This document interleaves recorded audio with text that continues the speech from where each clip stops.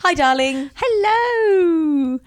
You okay? Yeah, all right. How are you? I'm all right. I'm happy after a lovely lunch that you just made. Thank you. It was good, It was really good. if I do say so myself. As you should. But I'm not happy because on our window not is what's it called? My dad Giant. looked it up. It's something. It sounds really bad. Let me quickly do a quick Google search. Dark giant horsefly. Oh, Are you They are fucking disgusting. They're so scary. They've got like, you know, in a cartoon when they zoom in on like a spooky fly or a spider's eyes and it's all the different... yeah. That's what it looks like. Yeah.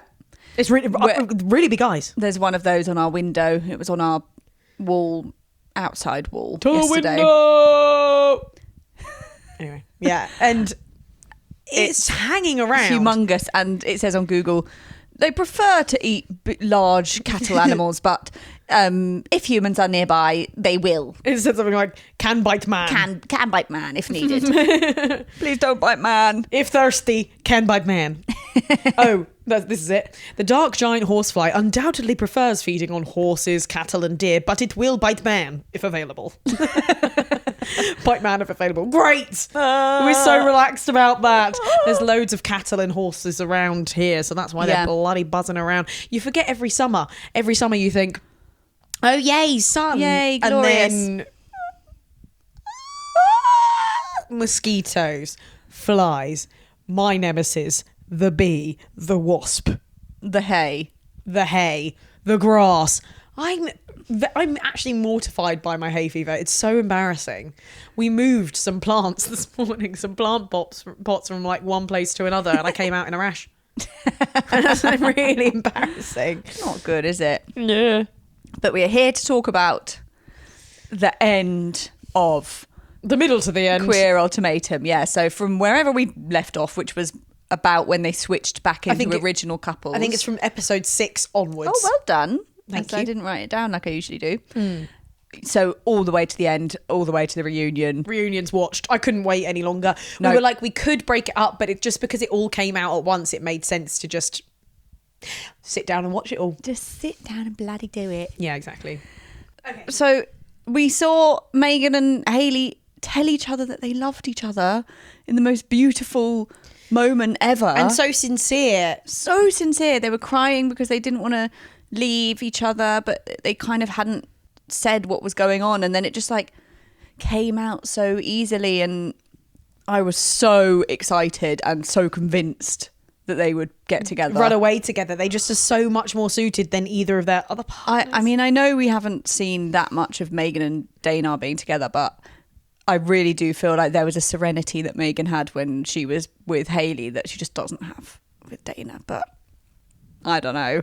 I just can't believe the switch that happened with them. It's so weird. And like, I can't believe how well Hayley handled that. I would have been so much more heartbroken by the whole situation. Like, yeah, she'd fallen in love with someone and then suddenly they said, I'm not in love with you, even though she said that they kept saying it and to I each feel other. I feel like Hayley really thought that they were, and even Magan a bit thought that they were planning to leave their partners and get together, because they both quite confidently came out with it to their exes and just said, we fell in love, this happened.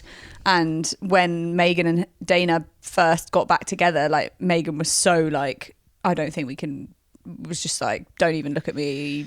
It's really toxic and sad how like people like Hayley get caught up in the crossfire between Dana and Magan's like stupid arguments. They were both being bitter and nasty to each other, and then that ended up really hurting someone else. Yeah. I mean, they also destroyed Mel and Marie's entire relationship. So, well, Mel destroyed that relationship, but yeah, that was also tangled up in the whole Dana thing. So, yeah. And Mel, we see Magan and Hayley be very honest to their partners, but we see Mel completely lie. And Dana. Yeah, true. We were both saying about how like they were using all of these weird loopholes talking about like what is sex, what isn't sex in the reunion. And you said like, even if they like masturbated next to each other, that's still having sex. That's not like, oh, okay, I'm not betrayed by that at all. That's a completely appropriate relationship. Like, it doesn't make... What's the difference? It's fucking weird. I mean, you probably have a shitload of men who would say otherwise because it's not gay. I'm not having sex with other men. It's like if you're all wanking each other in front of each other. Yeah, that's sex. Yeah, which I feel like men do when they're younger or something, don't they? Weird stuff like that. At like boarding school. Oh, surely. So I knew that they would just all end up basically back in the same couples.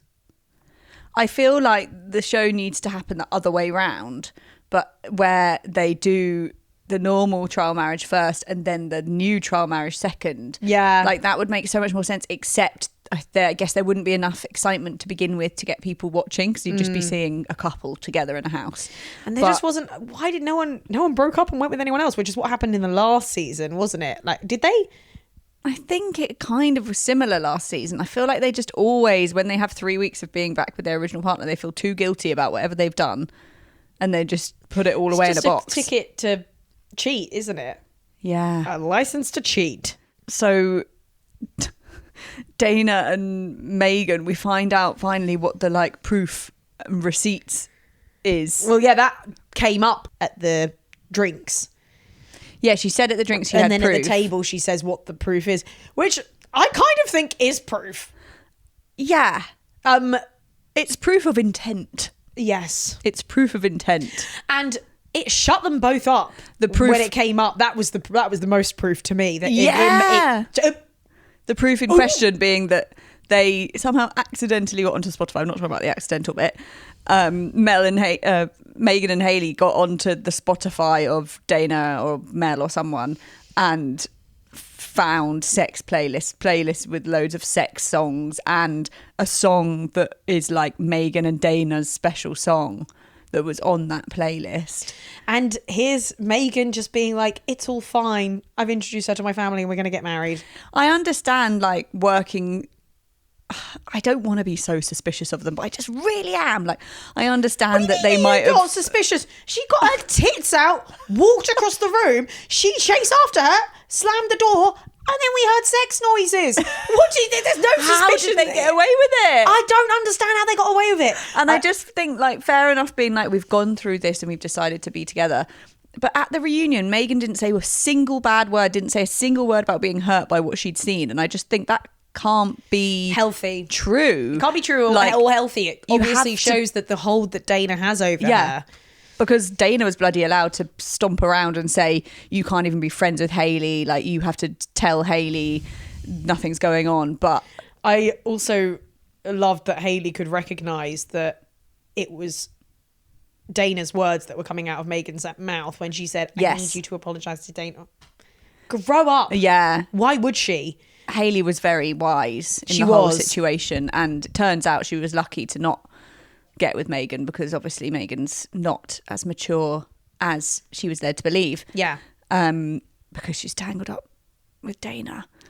Big time. But, oh my God. And also it was quite nice to see, sorry to jump ahead, but nice to see that Dana was self-reflective. Yes, she did take... the way she came across. She did accept blame and apologise at the reunion. But the whole Marie of it all in this situation... Oh dear. Is just really tragic, but also she was frightening at the reunion. But okay, when they get back together, Mel lies outright to Marie, and Marie decides Marie takes her for her word so much that she decides Hayley must be some kind of villain that's made the whole thing up. It's just like so awful that Mel would have gone with Dana in a heartbeat if she'd been up for it. Yeah, definitely. And then just like was like, oh, I guess I'll stay with Marie then. And I guess I'll propose to Marie. I have a further theory that now that I've seen Brittany and AJ play out, that they always knew they were going to get engaged and just went on the show just for the sake of it. AJ and Brittany, I think they always knew I don't think there was ever a question of whether they were going to split up, or I think they knew that they were going to get engaged. Yeah. And so I do think AJ purposefully chose someone that she knew she wasn't going to have feelings for. Yeah, that is something you said earlier on. So that's funny to see it kind of come to fruition because there wasn't any spark between them. Yeah. So even though Marie was terrifying at the reunion and Mrs. what's her name, straight presenter, Joanne, God, didn't know how to handle her. She just was kind of like, okay, moving on. Yeah, even though she was terrifying, I feel like she was kind of gaslit by the whole process because she is the only one that's kind of being like, hang on, we all just watched my partner and someone else's partner have sex on TV and they're getting away with it and I've been heartbroken and left and no one seems to be acknowledging it and everyone's acting like it's all fine. But she was coming at the most random people and in the most bizarre way. Hitting out in... And who taught you how to make those Brussels sprouts? And how... the Brussels sprouts! And what do you... And tell us about the Brussels sprouts. Doing maniacal laughs. And where did you learn about the Brussels sprouts? Oh, she wasn't helping herself. She needed to show that she was sad and she just can't show she's sad. She can only show anger. Terrifying. So obviously Mel has a type. Yeah. And I'm glad that she split up with Mel before she saw anything. And that was another thing she said, didn't she? Something like, that would be embarrassing, wouldn't it? Yeah. But that eye was quite... we were getting obsessed with her expressions. Like she was either rolling her eyes or wobbling her head every time she spoke about anything. Yeah, but I feel really, really bad for her. Like, why the fuck did Mel propose to her? Two things can be true. That she's really fucking annoying. Yeah. Sorry. And also she had some horrible stuff happen to her. Yeah. And Mel got the food truck. Mel got the food truck? Why did Mel get the food truck? I don't know.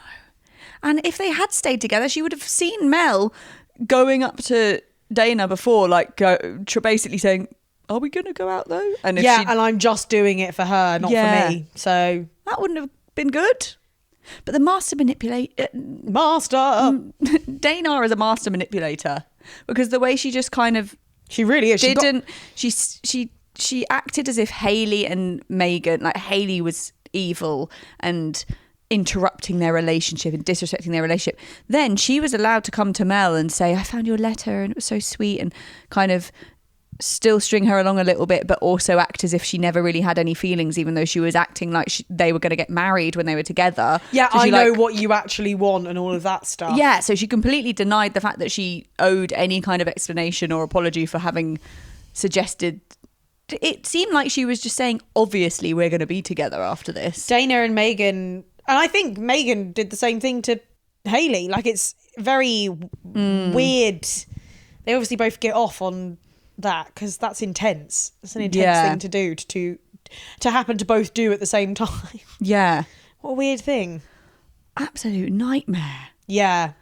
And I think Hayley and Pilar... I wasn't convinced, but after seeing them with Hayley's dad... it made me a bit more convinced. Hayley's dad was lovely. He was so cute. I guess the only thing I know, it's funny, isn't it? Because it's really easy in my mind right now to like invalidate their sexual attraction for one another based on the fact that they were started as friends and then they became lovers, right? Yeah. But like everyone in a straight relationship says the secret to a long-lasting marriage, for some reason they're all Gabby Windy, who's not straight, is... a foundation of friendship. Yeah. But it's funny that my own homophobia probably makes me think, oh, they're just friends then who just happen to have sex. Interesting. Because if you were a straight couple, I'd be like, oh, that's really nice that you're best friends actually. Yeah, I didn't really see it so much like that. I just think like they haven't necessarily had... They haven't got that bit in their minds where they're like, well, you know, I experimented or I slept around a bit at this age and now I'm happy to settle down. Yeah. Because neither of them did. And I don't think that they're bad together. I think they're quite good together. And I think this probably will have helped them communicate. And it does seem like it were has. Really mature. And the fact that Pilar could get through being told that she'd fallen in love with someone else. Oh my God. But I just think they should shag around a bit. And I'm Pilar was showing they will. many signs that she wanted to do that, and so it's kind of annoying that then she was like, oh, nearly heartbroken, because it probably made her hold on more. I'm pretty convinced when they're married they'll have an open marriage and stuff. I wonder. I think it will be good for them. It seems like they might need that. Maybe. That's fine. It's fine. It's fine. Especially because of how their relationship started, and in that way of saying what you just said about how they didn't sleep around. Like, otherwise people will just end up thinking in their head, oh, I never got the chance to, and then it won't. But if they can maybe communicate that with each other, that could be a good thing.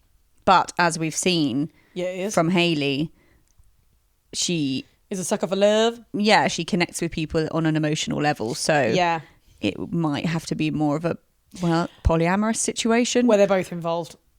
Yeah. I don't know. That sounds nice for them. Good for them. No, it could never be me, but that's nice for them. Yeah, I'm happy for them. There's a fly in here.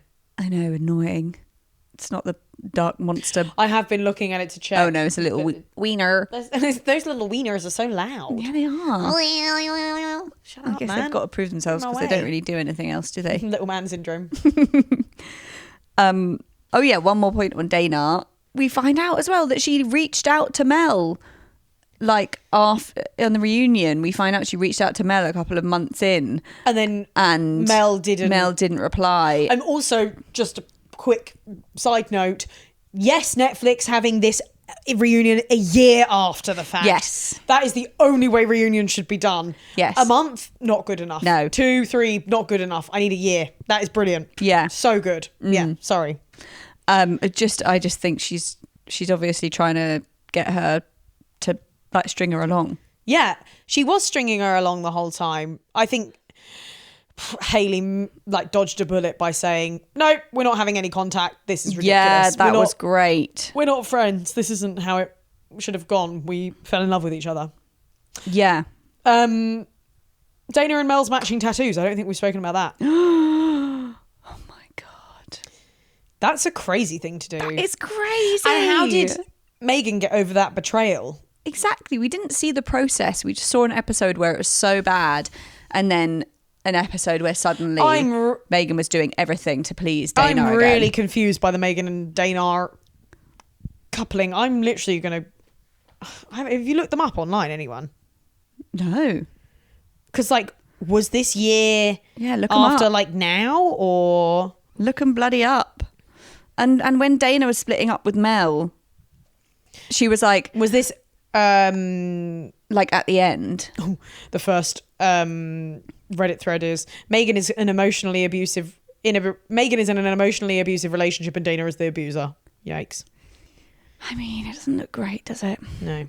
Yeah, when Dana was closing things with Mel, she was still being very evasive in her language. She was kind of like, you know, don't you want to... Mel was like, well, I guess this is probably the last time we're going to speak to each other. And she was like, don't you want to, like, there's still things to work out. Like, don't you want to be friends? Basically saying like, oh, but I might change my mind, which felt really mean. But then she also said like, I don't want to open the door to a connection with Mel out of respect for my partner. I'm like, I think you opened a couple of things already, my love.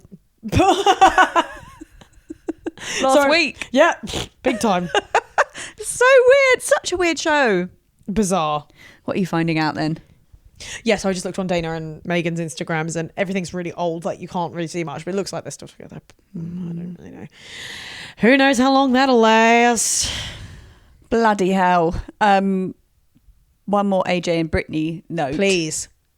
To contradict. We saw nothing of them for so long after. Nothing. There was really such weird. a damp squib after the first couple of episodes. Damp squib. You like damp squib? I just don't.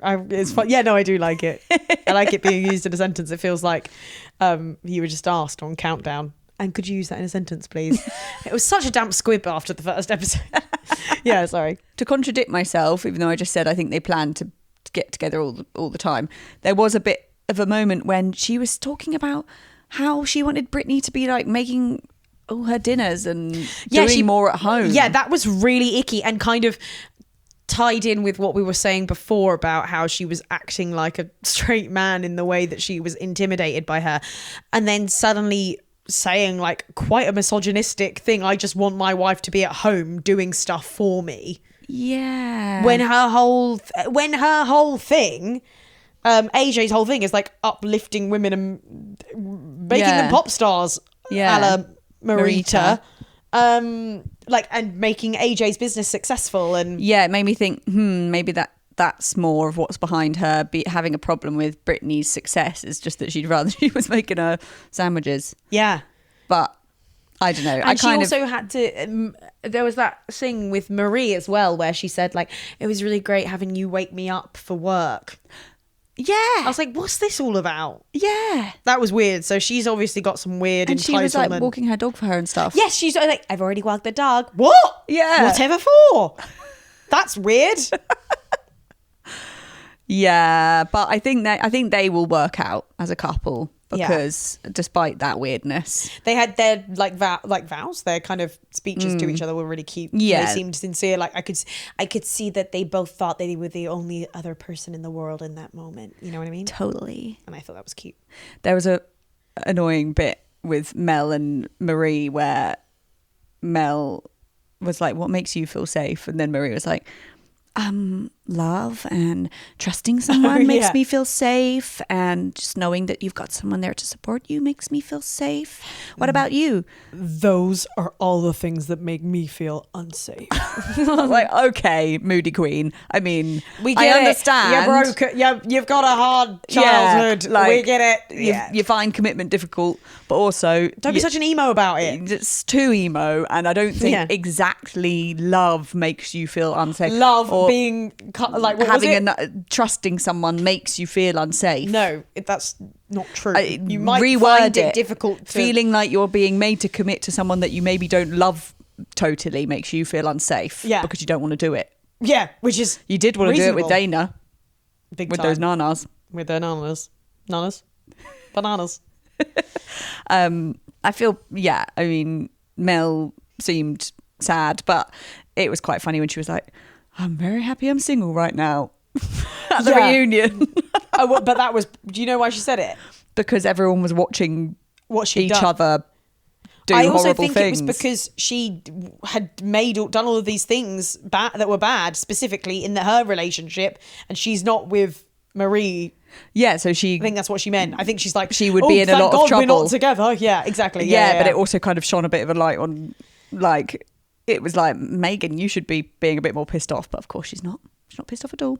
No, for some reason she's just like, I just can't believe you could be that ignorant to like what's going on. Like, I'm not saying she's an ignorant person. I'm just saying she's literally ignoring like all of these. It doesn't red flags line up. I'm so baffled that there wasn't more of a reaction at the reunion from Megan, because what we saw from the initial episode with the dates was that she couldn't handle being like seeing Dana with other people, and she was really insecure. So you'd think she'd have some kind of reaction. Whereas with like Brittany and AJ, I did believe that Brittany was like a really good bit of their relationship was that Brittany wasn't jealous at all. And so AJ is probably fine to go off and have a flirt and just like come back. And it's kind of like interesting. I mean, I struggle to see how you wouldn't be jealous of that, because I guess when you're in a relationship with someone, you think like the way you're flirting is because you like me specifically and you want to flirt with me. But like, I guess Brittany was sensible, like you're saying, in the way that she could see that was AJ's just like style of flirting and how she always flirts with people and how she picks up people. Yeah, that was about and AJ, she happened to do it, not the other people. But like that's almost impossible for most people to take that perspective. But it was very cool of Brittany, because in the end it was like, well, I know she knows how amazing I am, and then she did, and she proposed to her, so it was like, that worked out. But like most people can't manage to do that. No. So I would have believed it if she'd had the kind of reaction that Megan was having at the reunion, but I don't know. Should we talk about funny old Kyle and Bridget for a bit? Oh yeah. Kyle, whose parents said she's not ready to get married, not financially prepared for marriage. What a drag. I know. And then also in Kyle's response to it, I was kind of like, oh yeah, maybe she's not mature enough to get married. They weren't even living together. That's weird. That's odd. And Kyle's just like, I want to get married, and so I'm going to go on the show and give you an ultimatum. And Bridget's just like, okay. And now I get to look at her looking at the crows in the garden. I think everyone's like, Bridget's so wackadoodle. She's so crazy. She just like does weird stuff all the time, and anything that they said, I'm like, okay. Yeah, she was so nervous and awkward. Bridget was so nervous and awkward. Before the engagement. Yeah. I'm just going to put my jacket down here. But I think what Bridget kept saying, like, just how can you know who you're going to be in 10 years' time? Which I think for her is very true. Like, she doesn't want to commit to being in the same place with the same person doing the same thing in 10 years. And I think that means that kind of rules out the argument that she had at the end of like, well, if one person cares loads about it, then we should just do it, because the marriage thing sort of cancels out the who are you going to be in 10 years thing. I don't know. I think her reasons for not wanting to get married were valid and she maybe shouldn't have overlooked them. Yeah. But I also think right now in this moment, they seem really good together and they weren't really interested in anyone else. And I also think the whole ultimatum thing again is just pointless. It's all kind of pointless and stupid in the end because none of them even have a fucking wedding date. yeah. So I'm like, what was the point in all of this then? You're just engaged. Like, if you're not actively planning for a wedding, then I don't know if it means as much. Yeah. But maybe it did mean something for us to get engaged. It's meant that Kyle and Bridget have moved in together, which is there is a commitment. Obviously a next step of commitment in that Bridget's moved process. out of her warehouse. Yeah. That would have probably the equivalent of, who's the person that my dad was in a squat with? I can't. Moonshine? What? There was someone who lived in the squat called Moon something, and just like always pants all day. Oh God. And the top floor was home to pigeons. Only. And didn't it have like a hole in the? I don't know. Only one tap in the whole house. Oh, brilliant! That's what I imagine Bridget has moved out of. I can't believe your mum stayed there. I know. It's very funny. Finally, yeah, quite a surprise, dramatic couple. The only couple that didn't stay together in the final episode. Yeah. Marita and Ashley. Yeah, I mean, obviously they weren't meant to be together. They were weird. But then I was almost like, maybe you should be together? Oh, it was God. a roller coaster ride. Quite hard to follow because they both sound exactly the same. You can't take your eyes away from them because I literally don't know who is talking. They both talk with such soft consonants. They have the same exact quivery same soft voice. voices, and they just sound exactly the same. And they're both a bit soft. It's like, come on, have some oomph. Yeah. I'm very glad though that Ashley ended it. Even though at the end of the reunion she was like, well, I'll always have a place for you in my heart, so I hope maybe one day. And then she said, I fucking hate you. I was like... And then they had a dead granddad off. Oh my God, it really made me think of the Educating Yorkshire thing, which is like, I'm really sorry that your nanny's dead and that, but... Do you know that, do you know that clip? I don't remember that, but I love those like, shows. Yeah, I'm really sorry that your dad died, yeah? Something like that. It's really funny. So awkward. Well, my grandma's actually dying right now. Okay. Yeah. What you don't know behind the scenes is that the whole time my granddad was dying, my grandma's dying right now. And they're cheating on each other the whole time, apparently. You cheated on me. I counted 20 times that you cheated on me. Guys, like, good that you're not together. Was this an actual relationship? And also, was she called Ashley? Yeah. Did she really want to propose to Marita? Because she's the one that changed her mind at the end. Well, yeah. What, in the first place, did she really want to? Yeah. Why? I don't know. But then Marita said she switched back again once the cameras were off. She was like, because I just felt nervous with all the cameras on me. I can't be normal. I was like, well. And then Marita said, I would have said yes to you. I bloody God, they didn't. Yeah. That was really. That was a low I think blow. she is. I think she is narcissistic, Marita, because. Yep, you think? All she kept doing was talking about how amazing Brittany was, and the only clips they had to show of how amazing she was her giving her a bunch of flowers, and then her saying, "Oh, baby, you gave me a fork. That's so thoughtful." What the hell is Ashley doing if she's not giving her a bloody fork? It's pretty, it's not low good. stakes. Yeah, it's not. It's not happening. Yeah. Crazy. Well, I did not expect to see that many engagements from such a horny group. Me neither, and I did not expect them to basically all be together a year on. I was like, "Hey, did you guys all watch the same show as me?" Oh my God. I now need to have a series of couples therapy with each of the couples. I also think it was good it was cute that Pilar and Hayley were talking about eloping. Yeah. Sounds like the right thing for them. Yeah, I like them. Yeah. I want them to do well. I wish them well. Yes. I wish you well. I'm kind of like, I was so In it. in it. Yeah. And then by the time the reunions happen, you're a bit like, oh. Fatigued. If Yeah. you love something, let it go. Yeah, it's true. So I'm letting them all go. Bye-bye. Bye-bye. Bye, lesbians. Bye, lesbians. Oh, wow. What's next then? What did you think of AJ's praising of Joanna Marcia Swisher Garcia? I was like, okay, a lick ass. Like, That was that's weird. like praising the police at a pride march. It's really great that you guys are here. I'm sure, like, she's fine. She's got a big paycheck. She doesn't need to be, like, given honorary lesbian status. She knows she's straight, and she probably should acknowledge it's a bit weird that she's presenting it. Yeah, it is weird. And like, And I don't believe they're close friends. They seem like they have never met, apart from the 10 minutes when they actually record these things. yeah, and Megan was like, it really means so much to have someone who, or was it Megan, or was it, maybe it was AJ still? It just really means so much to have someone outside of the community support us and accept us. I'm like, yeah, but like, Maybe this is that's kind of the bare min. Maybe this is a time that we're in, the times that Yeah. we're in. That, like, Don't give lesbians it's jobs. amazing for a straight person to accept a bunch of lesbians. Okay. Yikes. Well done for hosting it, I suppose, you non-lesbian. Glad that was good for you. She was quite distracting when she was standing up talking to camera, we realised in the last couple of episodes. And now we are going to go to the couples who have decided what to do with their relationship. And then she wasn't there again for the rest of the episode. So I was like, what was the point? It was weird. I don't know, man.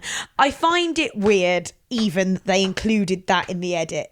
Like, if I was editing a podcast and there was that amount of praise from other, I probably would cut it out. Yeah. Because I'm like, it feels a bit self-indulgent. Yeah. Also, And- we don't need to see the pet cut where they all talk about their dogs. Oh, that was we don't need dumb. any of those extra What little about your montages. fur babies? Oh! I don't need to see that. I guess that is a lesbian thing because you can't always just have a baby. Which is funny that Bridget said, that just reminded me, Bridget said, I'm pregnant, just joking, can't afford that. Yeah. I was like, I slay. like that. True. True. I feel that, girl. So that's it for the ultimatum. Bosh, bosh, bosh. Bash, bash, bash. What we've been chatting about on the Patreon this week? Well, it was more of an eclectic. We were talking about quite a lot of BBC shows. We talked about, we're still talking about What It Feels Like for a Girl. We talked about Man Like Mobeen. We talked about Such Brave Girls. And Things You Should Your Have Done. crafting project. My crafting project. Crafting project. Did I say that? No, I said that. Oh. I said that, sorry. It came out funny. So if you want to hear a bit of extra chat about any of those things, check out our Patreon. Go sign up. It's what? At Doing the Maths. Patreon.com/doing the maths. Yeah. And we'll be back. On American podcasts, they say backslash. Backslash. I'm like, it's /. Yeah. You can't do a backslash in a URL. Yeah. Isn't that weird? They must be going from the wrong direction. Backslash. Masterclass. Masterclass. Anyway. But we'll be back next week having watched something. Who knows what we're going to watch? Addicted to something else, I'm sure. We'll find something in the meantime. Let us know if there's anything we should watch. Yes. As ever. Send us your recos. Yeah, go on, do it. Love you. Bye.